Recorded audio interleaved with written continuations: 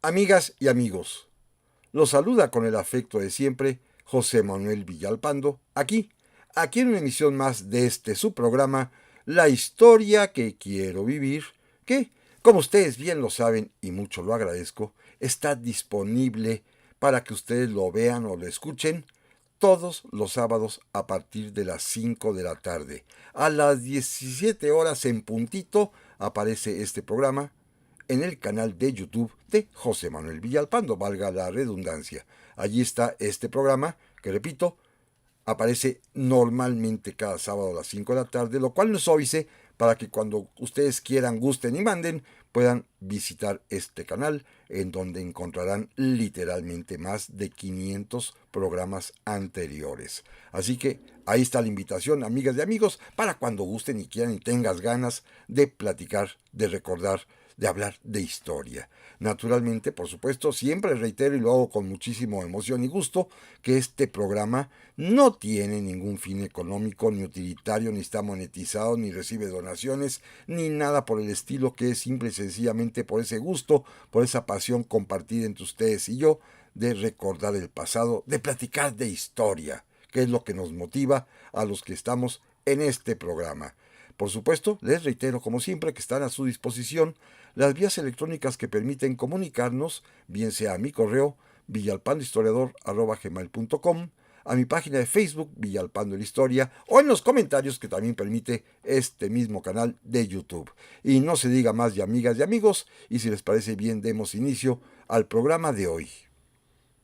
Porque aunque ya pasó nuestro tradicional grito de independencia, aunque ya pasó también la ceremonia oficial que conmemora el 115 aniversario del inicio de nuestra independencia nacional, aunque ya pasó el tradicional desfile militar con este mismo propósito de recordar a los héroes que nos dieron patria y libertad, quiero referirme a las razones, a los motivos, a las causas, a las reflexiones, a las ideas que precisamente dieron origen a que un día, 16 de septiembre pero de 1810, Miguel Hidalgo y Costilla iniciara el levantamiento armado para conseguir la independencia, que años después sería continuado por otro sacerdote, José María Morelos y Pavón.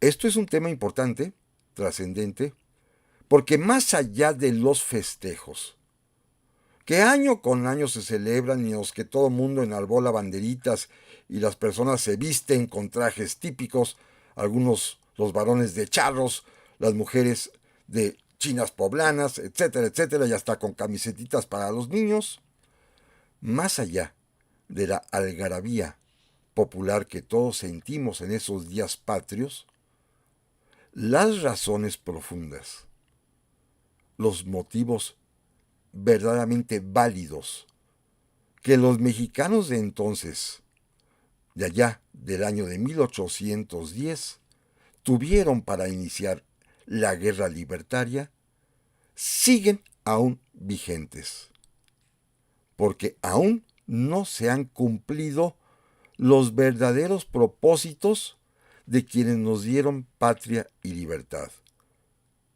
Como lo diré también más adelante, el objetivo no era precisamente separarnos de España, sino que España, su poder dominante, su despotismo absoluto, era el impedimento para alcanzar un buen nivel de vida de la población. Efectivamente, España había impuesto un régimen despótico sobre la América española y particularmente sobre la Nueva España. Había que acabar con ese régimen despótico que no importaba si era español o de cualquier otra nación, o inclusive interno. Había que terminar con la opresión, con el despotismo, que esa es la verdadera causa y razón de nuestra independencia. Sin embargo, déjenme hacer un comentario a propósito de lo que aconteció en estas tradicionales ceremonias, particularmente en la del grito el día 15 por la noche, cuando todos tuvimos la oportunidad de presenciar, sí, un hecho histórico, el que una mujer, presidenta de la República, encabezara esta ceremonia, la doctora Claudia Sheinbaum, y llamara nuevamente a los mexicanos, tal y como lo hizo el padre Hidalgo en 1810. Como es tradición, también nombró a los héroes que nos dieron patria y libertad, y se detuvo particularmente, lo cual me parece muy acertado, en las heroínas. Particularmente me llamó la atención en una que ya vi que en las redes sociales causa conmoción siempre. Bueno, insisto, como lo dije la semana anterior, en las redes sociales hoy abundan las legiones de personas que, en palabras de Humberto Eco, pues se dedican a decir tonterías. La presidenta llamó por su nombre tal y cual es original a Josefa Ortiz. Le quitó el de Domínguez. Y fíjense bien, a muchas personas les causó conmoción, les molestó, pero estuvo perfectamente bien hecho este comentario. Porque allá en 1810 todavía no se utilizaba, no se usaba el que las mujeres casadas le agregaran el de, que significa pertenencia, agregando después el apellido de su marido. Sí, le hemos llamado Josefa Ortiz de Domínguez, pero a partir, fíjense, del año de 1870, cuando en el Código Civil que promulgara el presidente Benito Juárez, ya se dispuso que las mujeres casadas incluyeran en su nombre, en su apellido, el de, para simbolizar, para representar su estado de matrimonio.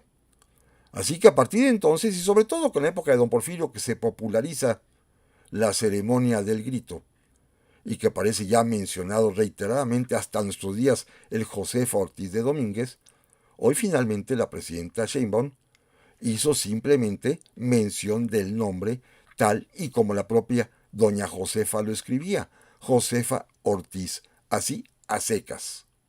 Así que esto que causó conmoción entre muchas, seguramente buenas conciencias, entre comillas, pues es un equívoco. La presidenta acertó porque así se llamaba originalmente Josefa Ortiz y así firmaba sus documentos. Como también no se utilizaba el apellido paterno y Benito Juárez escribía su nombre así, nada más como Benito Juárez, y no ponía el García que hoy nos empeñamos en añadirle. ¿Por qué? Porque esta obligación del apellido paterno y materno también nace a partir de 1870. Así que bueno, el buen uso de la historia a veces causa también malestar entre ciertos sectores de la población. Pero bueno, regresemos al tema que motiva este programa, que es recordar esas razones por las cuales Miguel Hidalgo se levantó en armas allá, en Dolores, el día 16 de septiembre por la madrugada de 1810. Quizás aquí lo importante sea destacar cómo ese despotismo español del que he hablado, impuesto por los reyes Borbones en España, particularmente los reyes Carlos III y Carlos IV, que va a lastimar muchísimo a la sociedad novohispana o mexicana, pues tiene mucho que ver por la circunstancia de contemporaneidad con la propia vida de Miguel Hidalgo y Costilla, quien en diversos momentos de su existencia va precisamente a sufrir en carne propia los estragos del despotismo borbónico español. Simplemente quiero referirme a varios episodios de su propia biografía, de la vida del padre Hidalgo, para enlazarlos con lo que sucedía precisamente despóticamente con las acciones del gobierno español, para después dar paso a las reflexiones que él, esa víspera del grito, formuló en su mente privilegiada, en su gran cerebro, para llamar a la libertad en la madrugada del 16 de septiembre de 1810. Miren, primero, recordemos que cuando Miguel Hidalgo tiene 14 años de edad, que es estudiante en el colegio de San Francisco Javier, un colegio jesuita allá, en la antigua Valladolid, hoy Morelia. Este muchacho escolar presenció uno de los más importantes, significativos actos despóticos de la monarquía española, de la cual ya hemos platicado en alguna ocasión. Le tocó ver, ser testigo de cómo las fuerzas del orden, los soldados, ingresaban el día 27 de junio de 1767 a este colegio para, cumpliendo las órdenes del rey, expulsar a sus maestros, a los sacerdotes de la Compañía de Jesús que allí enseñaban y daban clases.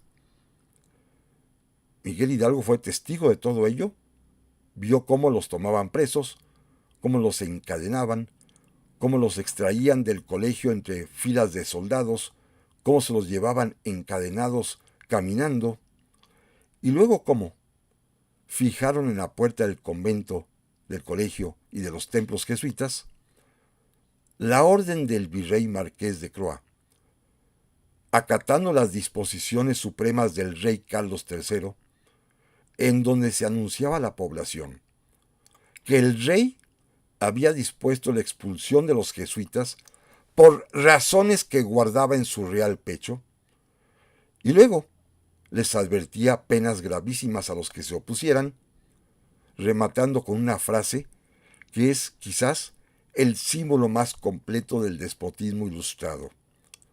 Sepan ustedes, súbditos del gran monarca español, que han nacido para callar y obedecer, y no para discutir las altas órdenes del gobierno.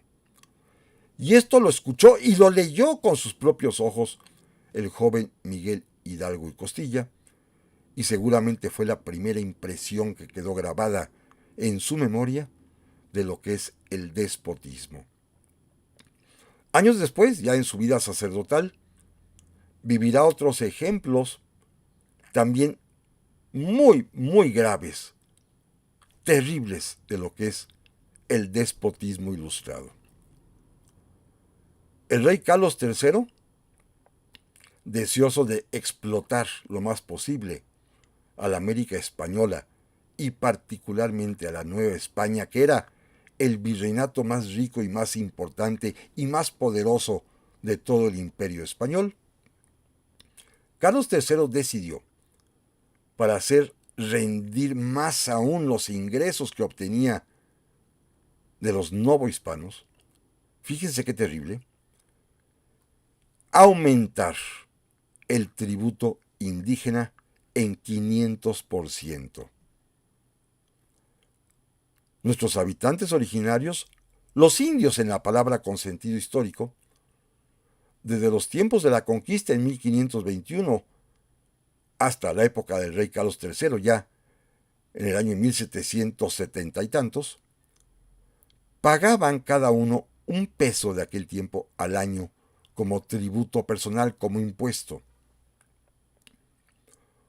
Un peso al año significaba, como en ese momento era la denominación monetaria, 8 días de trabajo, porque el peso estaba dividido en 8 reales y el jornal mínimo, el salario mínimo era de 1 real al día. Así que un indígena, para pagar su tributo, en realidad dedicaba 8 días de trabajo al año. Pero si también tenía que pagar el de su esposa, eran 2 pesos, ya son 16 días de trabajo al año. Pero si tenía 2 hijos, ya son otros 16 pesos más, 16 reales más, es decir, otros 32 días de trabajo para pagar los 4 pesos de impuesto.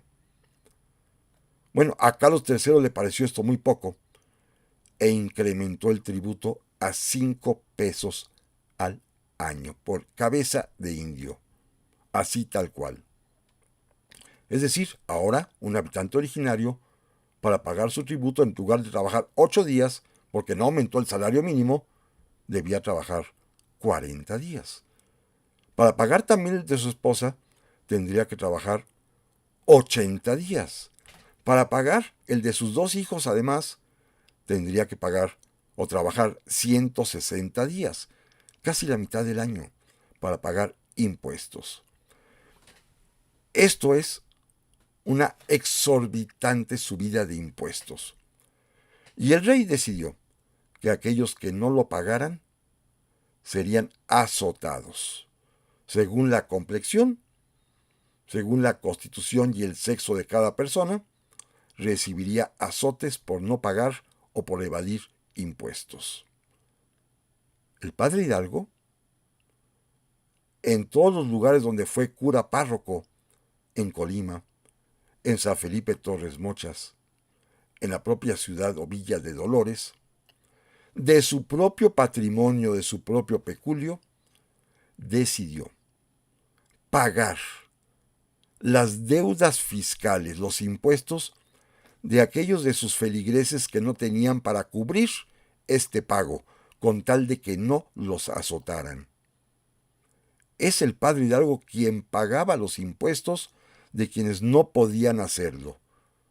Esta fue su misión de caridad que él mismo se impuso para salvar a esta gente desgraciada, a quienes la pobreza no les permitía tener ni lo mínimo para vivir y que se veían castigados con azotes por no pagar los impuestos exorbitantes que impuso el rey Carlos III de España. Y esto para Miguel Hidalgo y Costilla era fundamental. Él, que siempre se preocupó por el bienestar de sus feligreses, a los cuales, según confesión propia, prefería atender personalmente y completamente a todos aquellos que estaban en estado moribundo, a punto de morir, que no dejó jamás a un enfermo grave sin asistir, sin impartirle la extrema unción. Un hombre que se condolía por la miseria y las desgracias de los demás, evidentemente no podía dejar pasar que los azotaran por no pagar impuestos. Más adelante también él sufriría en carne propia la imposición de cargas extraordinarias que otro rey, Carlos IV, el sucesor de Carlos III, les impondría a los habitantes de la Nueva España. Primero, en el año de 1800, les impuso a todos un préstamo patriótico obligatorio. Les pidió dinero a fuerzas a todos sus súbditos para con ello financiar la escuadra, los barcos, a que se había comprometido con Napoleón para poder, supuestamente, invadir Inglaterra. Cuando esto fracasa, porque en la batalla de Trafalgar, de la cual ya hablamos en alguna ocasión, el almirante inglés Nelson hunde a los barcos, cuando hay necesidad de pagar ese préstamo patriótico, forzoso, el rey Carlos IV dispuso una manera verdaderamente despótica para hacerlo. Muchos, miles de habitantes de la Nueva España, todos los que tenían fundamentalmente algún tipo de empresa, de las de aquel tiempo por supuesto, ya sea una hacienda, ya sea un molino, ya sea algún taller, en fin, todos los que fabricaban o producían, los que cultivaban campos, los que tenían cualquier tipo de taller artesanal, normalmente acudían para obtener financiamiento con préstamos a tasas de interés bajísimas y a plazos de pago muy largos de 5, 10, 15, 20, 30 y hasta 50 años según la magnitud del proyecto que querían emprender. Acudían ante los juzgados de capellanías de las iglesias que les prestaban dinero precisamente para que fueran productivos a largo plazo, a bajas tasas. Bueno, Carlos IV, el rey déspota, se le ocurrió obtener dinero nuevamente para cubrir aquellos préstamos patrióticos, expropiando, confiscando los derechos de crédito que estos juzgados de capellanía de la Iglesia Católica tenían contra miles de deudores. Muchísima gente le debía a la Iglesia vía estos juzgados porque le dieron prestado, le otorgaron dinero para construir un molino, para construir un camino, para construir un acueducto o una presa, para comprar aperos de labranza, para comprar semillas para sembrar. Y el rey ordenó que todos estos créditos que tenían, repito, plazos muy largos, fueran ahora propiedad de la corona, que podría exigir el pago en un año. Había que pagar en un año lo que la Iglesia había prestado, que había confiscado el rey para obtener dinero. Y uno de los muchos miles de afectados fue precisamente Miguel Hidalgo y Costilla, que inclusive esto hará que pierda su patrimonio, porque no puede pagar las mejoras que había realizado en su hacienda de Tajimaroa de Santa Rosa, para lo cual había pedido dinero prestado él y su hermano, y esto va a motivar justamente que su hermano se suicide por la quiebra financiera que significó para la familia Hidalgo el perder todos sus bienes por no poder pagar anticipadamente en un año la deuda que habían contraído para 20 años, porque el rey se quedó con todo. Esto es otra medida despótica, imponer cargas extraordinarias a los súbditos. Y por último, todavía para colmo, a Miguel Hidalgo le pareció verdaderamente inaceptable que los reyes de España, Carlos IV y su hijo Fernando VII, se hubiesen entregado a Napoleón Bonaparte, que hubiesen permitido el ingreso de las tropas francesas en España, pero que además los franceses, calificados como impíos, ateos y herejes, gobernaran ahora España por conducto de José Bonaparte, el hermano de Napoleón, a quien proclamaron rey de España, simple y sencillamente porque los cobardes borbones abdicaron a la corona en favor del emperador francés, quien a su vez le regaló la corona española a su hermano Pepe Botella. Esto a Miguel Hidalgo le parecía gravísimo. Gravísimo porque permitía la entrada de los franceses a España, con ellos sus ideas impías y más aún la amenaza de un mayor despotismo. En suma, los Borbones habían dilapidado el prestigio que tenía la monarquía española con sus medidas despóticas, con sus medidas opresivas. Además, como parte de esta, dilapidación del patrimonio español, para colmo Carlos IV le había obsequiado a Napoleón Bonaparte un territorio americano que entonces pertenecía a la Nueva España, la Luisiana, que ahora era poder de los de Francia. Todas estas razones que el padre Hidalgo vivió en carne propia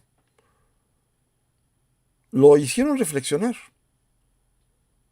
pero sobre todo combinarlas con sus estudios, con sus conocimientos, con sus lecturas. Por eso yo tengo la certeza que aquella noche, la del 15 de septiembre de 1810, cuando el alcaide Ignacio Pérez, enviado por doña Josefa Ortiz, la corregidora de Querétaro, para avisarle a Allende y a Hidalgo que la conspiración había sido descubierta, en esos momentos de plática, para saber qué iban a hacer, cuando Allende proponía huir, Hidalgo seguramente en su mente privilegiada, lo digo así sin rubor alguno, porque estaba llena de conocimientos y de sentimientos, seguramente reflexionó en todo lo que había vivido en su propia vida como víctima del despotismo, y logró combinarlo, concordarlo con sus conocimientos. Primero, sus conocimientos de teología. Él poseía, en su propia biblioteca, un ejemplar de un libro importantísimo en aquel tiempo, escrito desde el siglo XVI, el Tratado de las Leyes, obra de Francisco Suárez, un jesuita, de allá del siglo XVI, insisto, pero en donde planteó que era un derecho del pueblo el oponerse a la opresión, porque el pueblo puede, en caso indispensable y necesario, levantarse en armas para deponer a un tirano. ¿Y qué es un tirano? Un déspota. Y el propio Francisco Suárez enumera varias de las causas por las cuales un monarca, un gobernante, puede ser considerado como un déspota o un tirano. Por ejemplo, que prive de la vida de sus súbditos reiteradamente sin previo juicio. Por ejemplo, que prive de la libertad de sus súbditos reiteradamente y sin previo juicio. Por ejemplo, que confisque los bienes de sus súbditos reiteradamente y sin juicio, como es el caso de estos decretos por los cuales el rey confiscó los créditos que tenían miles de particulares con la iglesia. Pero también puede ser calificado como un tirano aquel monarca, aquel gobernante que imponga cargas extraordinarias sin razón alguna más que la avidez de ganancia a sus súbditos, que es el caso de los reyes Borbones. O bien, cuando los mismos monarcas, por ensanchar sus dominios y su vanidad, hagan la guerra u otro tipo de actos que tengan como finalidad el propio halago. O bien, y esta es una causa muy específica, cuando los monarcas, los reyes, aumentan exorbitantemente los impuestos. Cuando aumentan exorbitantemente los impuestos, es una causa que permite llamar a un gobernante, a un monarca, un tirano, un déspota, y por ello el pueblo tiene derecho a rebelarse, y para encabezar precisamente al pueblo que se levanta para oponerse a la opresión, el propio Francisco Suárez faculta al cura párroco del lugar, al sacerdote de cada lugar, a ser quien encabece esta rebelión. Amigas y amigos, no se vayan, que en un momento más vamos a continuar con este tema. Ya estamos aquí, amigas y amigos, para la segunda parte de este programa, que es una rememoración del grito, que aunque ya pasó, sus razones, sus motivos, sus aspiraciones, sus sueños, no deben pasar desapercibidos y debemos mantenerlos vigentes hoy más que nunca. Decía yo que entre parte de las lecturas y estudios que el padre Hidalgo había realizado estaban el Tratado de las Leyes de Francisco Suárez, que perfectamente bien conveniaba y congeniaba con los sucesos que él mismo estaba viviendo en carne propia por causa del despotismo, de la tiranía opresora de los reyes Borbones de España, pero también tuvo conocimiento y leyó y comentó de otros documentos contemporáneos a él sumamente importantes. Por ejemplo, él bien conocía que la Revolución Francesa, que se había levantado precisamente en contra del despotismo de los reyes de Francia, también Borbones, que habían inclusive culminado con someter al propio rey Luis XVI a la guillotina, había dado como resultado que la Asamblea Revolucionaria Francesa promulgara un documento importantísimo hasta nuestros días, que es la famosa Declaración de los Derechos del Hombre y del Ciudadano, en donde se estableció que son derechos inalienables que nadie puede quitar de los seres humanos: el derecho a la vida, el derecho a la libertad, el derecho a la propiedad y el derecho a la seguridad, pero que también es otro derecho inalienable, y así lo dice textualmente este documento: el derecho de oponerse a la opresión. Y este concepto de oponerse a la opresión seguramente le llamó la atención al padre Hidalgo, porque es lo mismo que pregonaba Francisco Suárez, el jesuita, en su Tratado de las Leyes, que él mismo conocía y había estudiado, y entonces pues comprobó que había concordancia entre ambos pensamientos, pero además también que uno de los autores de esta declaración, el famoso Maximiliano Robespierre, abogado, había sido alumno también de los jesuitas en Francia. El pensamiento jesuita había pues trascendido las fronteras en España y en Francia. Un pensamiento que tiene como base precisamente el derecho del pueblo a oponerse a la opresión. Así que, con estas ideas, que aplicando las teorías de Suárez a un acontecimiento contemporáneo como lo era la Revolución Francesa, el padre Hidalgo seguramente fue elucubrando ya en su mente precisamente la necesidad del levantamiento armado y, autorizado por las teorías de Suárez, el deber que él como sacerdote cura párroco tenía de encabezar ese movimiento de resistencia y de rebelión en contra de los opresores. Pero todavía más, una tercera lectura de otro documento también lo motivó por las circunstancias un tanto cuanto similares a dar el paso que él ya estaba en su mente gestando: el levantamiento. Por un amigo suyo que había viajado a los Estados Unidos de América y que regresaba, que pasa por Dolores, donde le platica que en la ciudad de Washington recién fundada hay una universidad católica jesuita, la Universidad de Georgetown,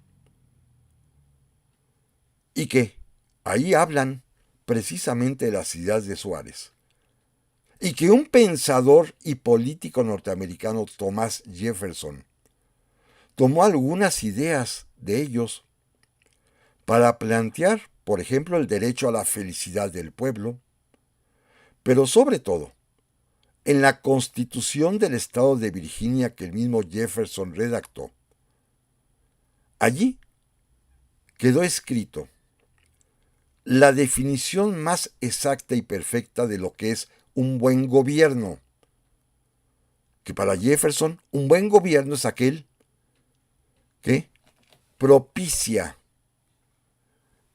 la prosperidad y la felicidad de los ciudadanos, que crea las condiciones para que estos sean felices y prósperos. Además también, el padre Hidalgo sabía, por lo que le platicaron de lo que había sucedido en los Estados Unidos de América, que precisamente la rebelión de independencia norteamericana se inició por oponerse los colonos en Massachusetts al constante incremento de impuestos de la corona británica, que aumentaban los impuestos cada vez que querían, y el último de ellos, el que derramó la gota del vaso ya de la insatisfacción, que todos conocemos, es el impuesto al té, que obligó a los colonos a asaltar los barcos ingleses y regar los cajones de té al mar. Todo ello, pues, enmarcado en esta idea de que la misión del gobierno, del buen gobierno, es darle esta condición de paz, prosperidad y felicidad a los ciudadanos. A diferencia, el mal gobierno, por lo tanto, es aquel que no crea las condiciones para que la gente prospere y sea feliz, que era tal cual lo que estaba viviendo el padre Hidalgo en carne propia y en su conocimiento de lo que acontecía en la sociedad mexicana, particularmente en la más desprotegida. Los indios, los habitantes originarios que tenían que pagar, insisto, 5 pesos al año por persona, so pena de ser azotados, o la confiscación del patrimonio, porque no podían pagar los demás, los que eran propietarios, los que eran fabricantes, los que eran productores, los créditos anticipadamente a los juzgados de capellanías. Se estaba viviendo, pues, bajo un despotismo opresor. Las razones estaban perfectamente bien conocidas por todos. Los argumentos filosóficos, teológicos, políticos y jurídicos estaban acomodados perfectamente también en la cabeza del padre Hidalgo, quien así se decidió a proclamar la independencia. Hecho que todos conocemos, por supuesto, y que simplemente quisiera hoy resaltar, porque vale la pena recordar lo que él dijo en esa ocasión. Una vez que estaba ya reunida toda su feligresía, después del llamado a misa con repiques que Hidalgo ordenó al campanero, allí les dijo que se levantaban en armas para quitarles el mando a los españoles que se habían entregado a los franceses y querían que los americanos, los no hispanos, corrieran la misma suerte, lo cual no se consentiría jamás. Que también se levantaban en armas porque los gachupines, entregados a los franceses, querían ahora un gobierno impío y acabar con la sagrada religión católica, lo cual era inaceptable. Y luego remató: mírense las caras hambrientas, los harapos, la triste condición en la que viven, porque nosotros somos los verdaderos dueños de esas tierras. Gritó: viva la independencia, viva la religión y muera el mal gobierno. Y de ahí inició su aventura libertaria y la gente lo siguió. ¿Por qué lo siguió la gente? Muy sencillo de explicar. Hoy sabemos por los testimonios que las madres, las esposas, las hijas de los habitantes de Dolores les decían: tienes que acompañar al padre Hidalgo porque él te libró de los azotes muchas veces. Así que su pueblo, su feligresía agradecida, decidió acompañarlo. Y más aún, cuando ese mismo día 16 de septiembre, en Atotonilco, enarbola como bandera de la libertad, como bandera de los insurgentes, el estandarte de la Virgen de Guadalupe, la cual tiene un sentido porque era el lazo de unión entre todos los mexicanos y porque los mismos insurgentes después dirán que la Virgen de Guadalupe, cuando hablaba con Juan Diego, cuando le preguntaba: ¿qué no estoy yo aquí que soy tu madre? ¿Qué más necesitas? ¿Qué más has de menester? Le agregaron: ¿qué no te voy a dar yo la libertad? Así que, amigos y amigas, por eso hacemos este programa el día de hoy. Como cada año, desde hace muchos años, en septiembre, mes de la patria, vuelvo a insistir en la conveniencia y en la urgencia también de que los mexicanos de hoy conozcamos, apreciemos y hagamos realidad los pensamientos y los ideales por los cuales se concibió y se realizó nuestra independencia. Todos deberíamos saberlos. En las escuelas tendrían que enseñarlos. En los hogares, en las casas, habría que inculcarlos. Los medios de comunicación podrían insistir en ellos. Las autoridades serían las primeras en respetarlos.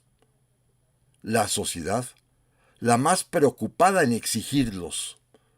Los ciudadanos, los más dispuestos a trabajar para conseguirlos.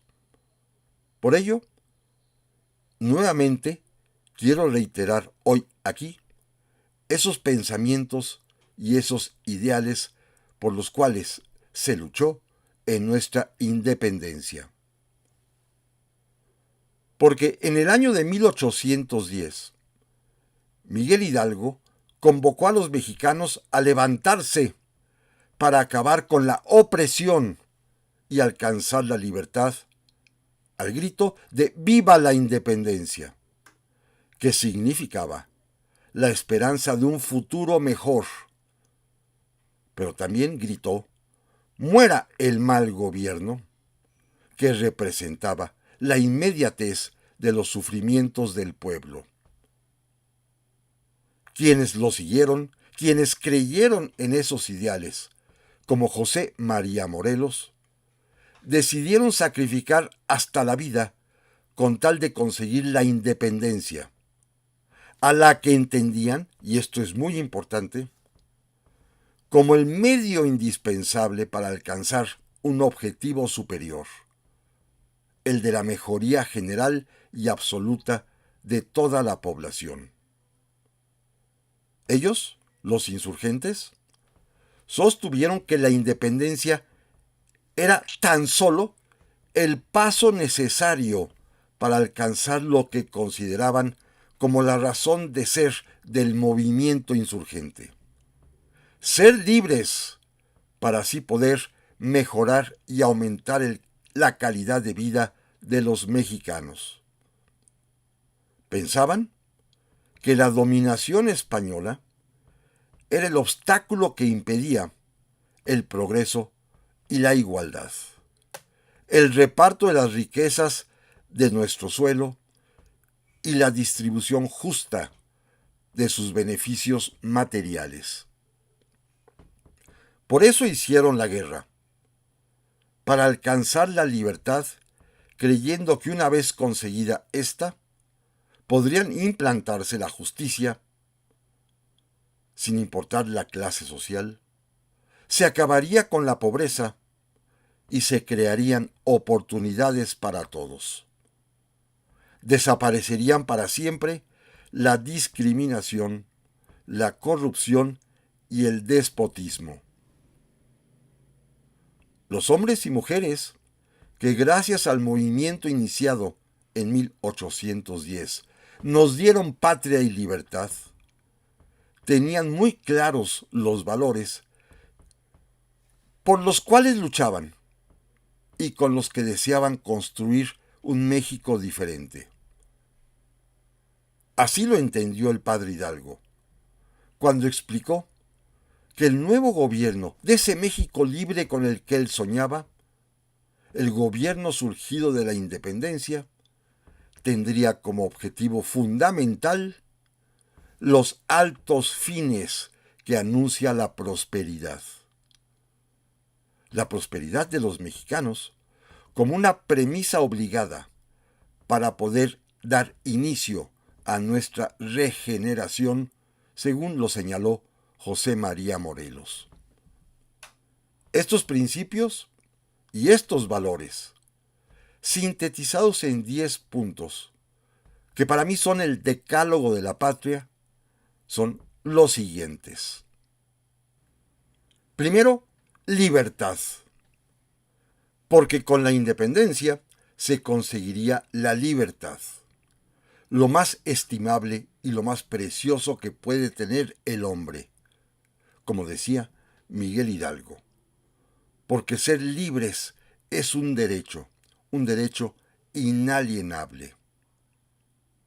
Segundo, igualdad, porque con la independencia se conseguiría la igualdad, virtud y derecho que fue sentido y entendido de la manera más perfecta y profunda por José María Morelos y Pavón, con aquellas sus palabras inmortales.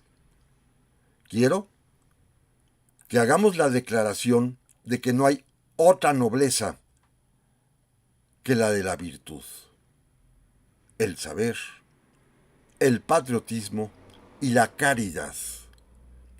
Que todos somos iguales, pues del mismo origen procedemos, y que no haya privilegios ni abolengos. Tercero, justicia. Porque con la independencia se conseguiría la justicia, asunto de capital importancia en toda sociedad y el primer reclamo de los ciudadanos. De Morelos son estas palabras, que reflejan las aspiraciones de todo un pueblo. Que todo aquel que se queje con justicia tenga un tribunal que lo escuche, lo ampare y lo defienda contra el fuerte y el arbitrario. Cuarto, buenas leyes. Porque con la independencia se conseguirían buenas leyes, indispensables para garantizar la armonía social y la prosperidad de todos. Hidalgo pedía leyes suaves, benéficas y acomodadas a la circunstancia de cada pueblo. Morelos, por su parte, afirmaba que como la buena ley es superior a todo hombre, las que dicte nuestro Congreso deben ser tales que obliguen a constancia y patriotismo, moderen la opulencia y la indigencia, y de tal suerte se aumente el jornal del pobre que mejore sus costumbres, alejando la ignorancia, la rapiña y el hurto. Quinto, buen gobierno. Porque con la independencia se conseguiría un buen gobierno, porque Hidalgo imaginaba que las autoridades, emanadas precisamente de la independencia, nos gobernarían con la dulzura de padres, nos tratarían como a sus hermanos, desterrarán la pobreza, moderando la devastación del reino y la extracción de su riqueza, fomentarán las artes y se avivará la industria. Por eso, el Congreso de Anáhuac, inspirado por Morelos, decretó que la íntegra conservación de estos derechos que son la igualdad, la seguridad, la propiedad y la libertad, es el objeto único de la institución de los gobiernos y el único fin también de las asociaciones políticas. Sexto, abatir la pobreza. Porque con la independencia se conseguiría abatir la pobreza, terminar con ella, pues de otra forma, ¿para qué habría exhortado el padre Hidalgo aquella madrugada del 16 de septiembre a sus huestes, a sus feligreses, con estas palabras? Mírense las caras hambrientas, los harapos, la triste condición en la que viven. Esa era también una de las preocupaciones centrales de Morelos, quien exigía, como ya lo vimos, moderar la opulencia y la indigencia y aumentar el jornal del pobre. Séptimo, educación.